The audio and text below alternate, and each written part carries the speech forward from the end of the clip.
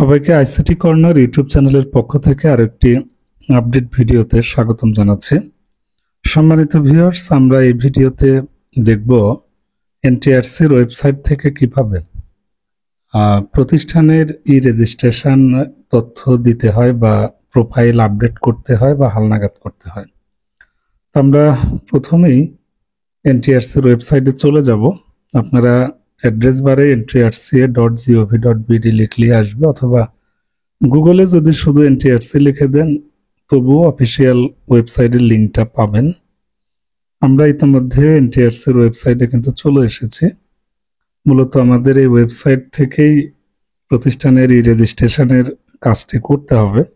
এখানে যদি আমরা নোটিশ বোর্ডটা একটু চেক করি, সেখানে কিছুদিন আগে এনটিআরসি থেকে সপ্তম গণবিজ্ঞপ্তির লক্ষ্যে এবং প্রতি বছরই যেভাবে শূন্যপদের তথ্য নেয়, ঠিক তার পূর্বে প্রতিষ্ঠানের কিন্তু প্রোফাইল আপডেটের একটা নির্দেশনা তারা দিয়ে থাকে। তারই ধারাবাহিকতায় নোটিশ বোর্ডে এই সংক্রান্ত কিন্তু একটা চিঠি তারা দিয়েছে। আমরা প্রথমেই চিঠিটা একটু দেখে নিই। যদিও আমি অলরেডি আমার ICT corner Facebook fan page এবং গ্রুপে চিঠি দুটি শেয়ার করেছি, তারপরেও চুম্বক অংশটা আপনাদের কাজের স্বার্থে আরেকবার শেয়ার করছি। আমি একটু বড় করে আপনাদেরকে দেখাচ্ছি। এটি মূলত 21 অক্টোবরের চিঠি। এখানে এমপিওভুক্ত বেসরকারি শিক্ষা প্রতিষ্ঠানে রেজিস্ট্রেশন এবং বিদ্যমান রেজিস্ট্রেশন হালনাগাদের একটা নোটিশ আপনারা দেখতে পাচ্ছেন। যে সমস্ত প্রতিষ্ঠান এইবারই প্রথম প্রতিষ্ঠানের প্রোফাইল আপডেট করছেন তাদের জন্য রেজিস্ট্রেশন, আর যারা গত বছর বা তার আগে থেকেই এনটিআরসির শূন্যপদের তথ্য দেওয়ার পূর্বে আপনারা প্রতিষ্ঠানের প্রোফাইল যেটা আপডেট করে থাকেন তাদের জন্য শুধু হালনাগাদ করতে হবে। এই কাজটি 5 নভেম্বর থেকে শুরু হয়েছে এবং এটি 21 বা অক্টোবরের চিঠি, কিন্তু 23 তারিখ থেকে স্টার্ট হয়েছে এবং 5 নভেম্বর পর্যন্ত এটি চলবে। এখানে একটা বিষয় জেনে রাখা ভালো যে আপনি যদি প্রতিষ্ঠানের রেজিস্ট্রেশন আপডেট না করেন, সেক্ষেত্রে কিন্তু আপনি পরবর্তীতে শূন্যপদের তথ্য দিতে পারবেন না। তো আপনাদেরকে অবশ্যই শূন্যপদের তথ্য প্রেরণের পূর্বে প্রতিষ্ঠানের প্রোফাইলটা আপডেট করতেই হবে।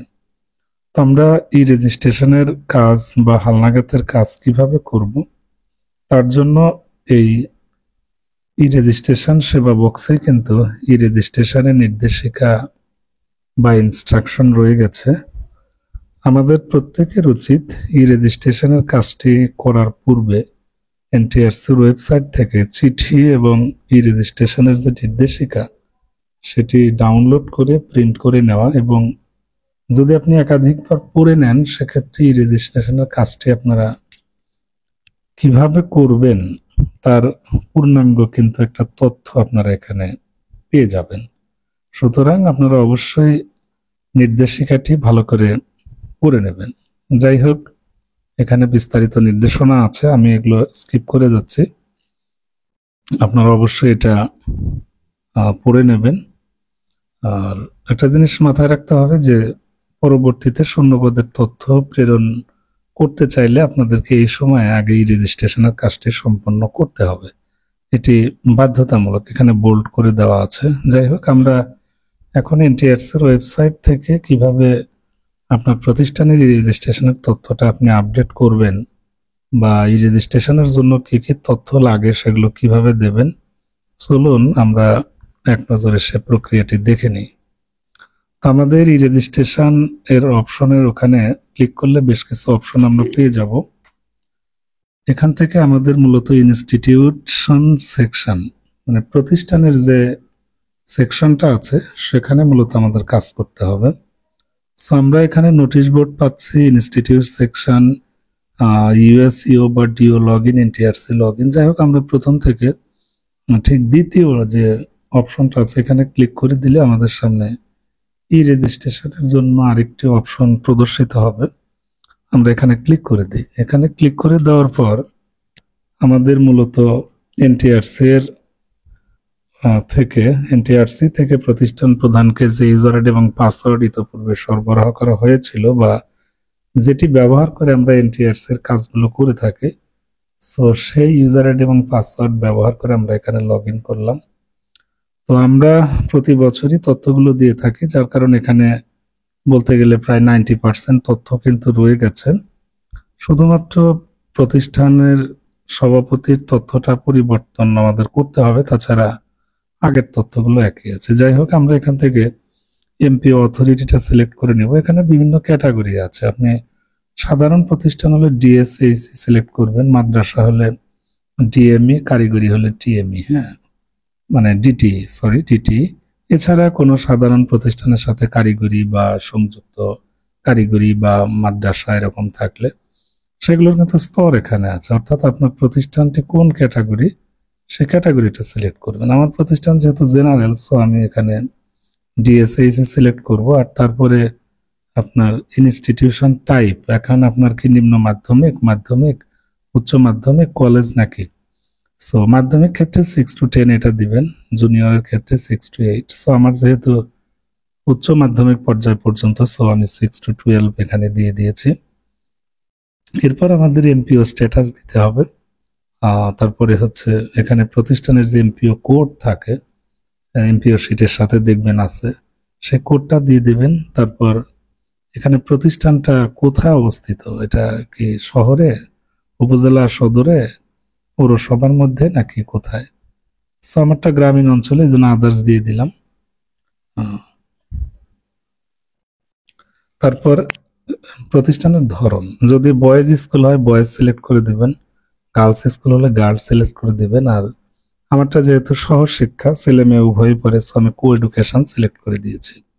তো এটা হচ্ছে প্রতিষ্ঠানের তথ্য। এবার আমরা দিব প্রতিষ্ঠান প্রধানের তথ্য। তো প্রতিষ্ঠান প্রধানের তথ্যের মধ্যে কি বিষয় লাগে, সেটি হচ্ছে প্রতিষ্ঠান প্রধানের নাম, তার জন্ম তারিখ, তারপরে হচ্ছে তার এনআইডি নম্বর, ইন্ডেক্স নম্বর, তার মোবাইল নম্বর দুটি লাগবে, এবং তার অ্যাড্রেস লাগবে, মানে বর্তমান এবং স্থায়ী ঠিকানা। সেক্ষেত্রে তার গ্রাম, পোস্ট অফিস, উপজেলা, জেলা, বিভাগ, হ্যাঁ এগুলো লাগবে। এটা আপনারা প্রতিষ্ঠান প্রধানের যে জাতীয় পরিচয়পত্র আছে, ঠিক সেখান থেকে তথ্যটা আপনারা দিবেন।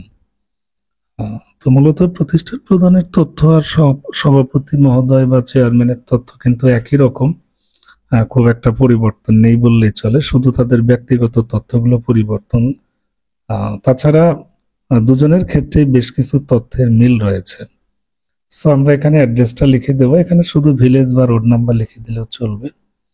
এরপর আমাদের প্রতিষ্ঠান প্রধানের ছবি এবং সিগনেচার কিন্তু লাগবে। অবশ্যই ছবিটি আপনারা জেপিইজে বা জেপিজি ফরম্যাটে দিবেন। ছবির সাইজ হবে 300x300 পিক্সেল, অর্থাৎ হাইট 300 এবং ওয়াইড 300। আর এটা জেপিজে ফরম্যাট রাখবেন, এখানে যেভাবে বলা আছে। 100 কেবির নিচে রাখবেন, সেটাই ভালো হবে। আর সিগনেচার 300x80। সো প্রত্যেকটাই আপনারা একটু কম কেবি, 50 থেকে 100 কেবি এর মধ্যে রাখলে ভালো হবে। এবার আমাদের এনআইডি দিতে হবে প্রতিষ্ঠান প্রধানের। ছবি সিগনেচারের পরে এনআইডির যেহেতু দুটো পার্ট আছে, একটি হচ্ছে ফ্রন্ট আর একটি হচ্ছে ব্যাক, সুতরাং জাতীয় পরিচয়পত্রের ফ্রন্ট পার্ট এবং ব্যাক পার্ট স্ক্যান করে দিবেন। এবার আসি আমরা সভাপতির তথ্যে। মূলত আমাদের এখানে পরিবর্তন করতে হবে। যারা গত বছর তথ্য দিয়েছিলেন, হয়তো এখন অ্যাডহক কমিটির যিনি সভাপতি আছে বা আপনার প্রতিষ্ঠানের কমিটির যিনি সভাপতি আছে, তার তথ্যটা এখানে দিবেন। সো এখানেও প্রতিষ্ঠান প্রধানের মতোই তার নাম, জন্ম তারিখ, এনআইডি নম্বর, তারপরে হচ্ছে মোবাইল নম্বর, ইমেইল অ্যাড্রেস, হ্যাঁ, তারপরে তার প্রেজেন্ট এবং পার্মানেন্ট অ্যাড্রেস, এগুলো লাগবে, যেমনটা প্রতিষ্ঠান প্রধানের ক্ষেত্রেও যেমনটা লেগেছিল। তারপরে প্রতিষ্ঠান প্রধানের যেমন পিকচার এবং সিগনেচার এবং এনআইডি ফ্রন্ট এবং ব্যাক লেগেছিল, ঠিক একইভাবে প্রতিষ্ঠানের গভর্নিং বডির সভাপতি বা ম্যানেজিং কমিটির সভাপতি, আমরা যাই বলি না কেন, তার তথ্যগুলো কিন্তু একই রকম। তার ছবি, সিগনেচার, এনআইডি ফ্রন্ট এবং ব্যাক, তো একই ধরনের তথ্য কিন্তু দিতে হয়। কাজ শেষ হয়ে গেলে নিচে আপনারা সেভ অ্যান্ড সাবমিট দিয়ে দেবেন। ঠিক আছে, খুব সহজ কাজ। এবং আপনারা অবশ্যই সেভ অ্যান্ড সাবমিট দেওয়ার পর এটা পিডিএফ ফাইল হিসেবে সংরক্ষণ করবেন, এবং যদি সম্ভব হয় সাথে সাথে এটি একাধিক কপি প্রিন্ট দিয়ে রাখবেন। সো আমি ভবিষ্যৎ প্রয়োজনের জন্য এটি পিডিএফ হিসেবে আমি সেভ করে রেখে দিচ্ছি, এবং আমার সুবিধাজনক সময় এটি আমি একাধিক কপি প্রিন্ট করে নেব, সমস্যা নেই। সো এটাই ছিল আসলে ই রেজিস্ট্রেশনের ভিডিও। নতুনদের ক্ষেত্রে এই ধরনের তথ্যই লাগবে, আর যারা ইতপূর্বে তথ্য দিয়েছিলেন শুধুমাত্র যে তথ্যগুলো আপনার হালনাগাদ করা দরকার সেগুলো হালনাগাদ করে দিলেই বা হবে। যদি দেখেন যে কারোর কোনো তথ্য পরিবর্তন করা লাগছে না, তারপরেও কিন্তু আপনাকে প্রত্যেকটা অপশনে ক্লিক করে ওই মানে একদম নিচে এসে সেভ অ্যান্ড সাবমিট দিতে হবে, ঠিক আছে? যাতে করে এনটিআরসি বুঝে যে আপনি তথ্যগুলো আপডেট করেছেন। কাজ শেষ হয়ে গেলে আমরা লগ আউট অপশনে ক্লিক করে এই সাইট থেকে বের হয়ে যাব।